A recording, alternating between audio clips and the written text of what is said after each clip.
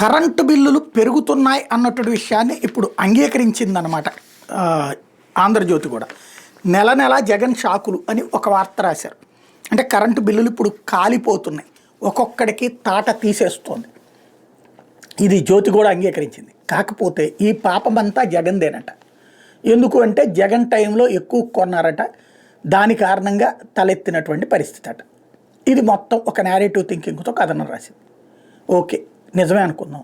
జగన్ టైంలో రేటు ఎక్కువ పెట్టి కొన్నాడు కాబట్టి ఇప్పుడు ఆ భారాలు మన ఎత్తినేస్తున్నారు, కరెంటు బిల్లుల రూపంలో మనకి బాతున్నారు.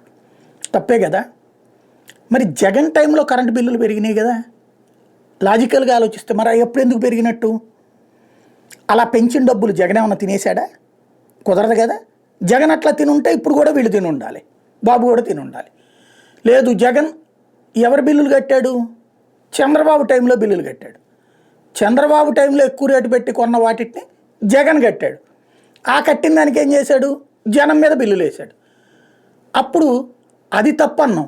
ఎందుకని? ఎందుకు తప్పన్నాం? అప్పుడు అది జగనే వేశాడు, కరెంటు బిల్లులు దారుణంగా దోచేస్తున్నాడు అని చెప్పాం. ఇప్పుడేమని చెబుతున్నాం? జగన్ కారణంగానే దోచేశారు అని చెప్తున్నాం. కరెంటు బిల్లులకి ఇంతకుముందు చంద్రబాబు గారు ఏమని చెప్పారు?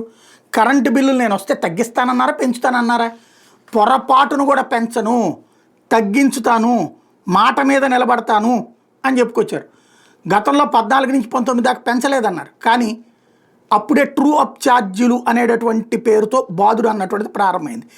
అదే ఎన్నికల సందర్భంలో అయితే సమస్య లేదు, మీకు ఎలాంటి ప్రాబ్లము లేదు, కరెంటు ఛార్జీలు పెంచే ప్రసక్తే లేదు, ఇంకా తగ్గిస్తాం తమ్ముళ్ళు అని పదే పదే చంద్రబాబు గారు చెప్పుకొచ్చినటువంటిది ఒకసారి గుర్తు చేద్దాం.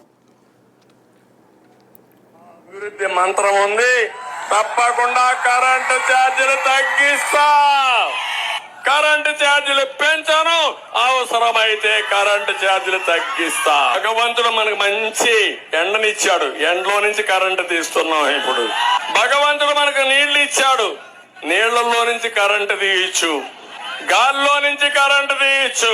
ఈ మూడు సమగ్రంగా ఉపయోగించుకుంటే 2-3 రూపాయల కరెంటు వచ్చేస్తుంది తమ్ముడు యూనిట్. మరి ఏది ఇప్పుడు ఈ కరెంటుకి సంబంధించి ఏం జరుగుతోంది ఇక్కడ? కరెంట్ ఛార్జీలకు సంబంధించి ఇది కదా సమస్య.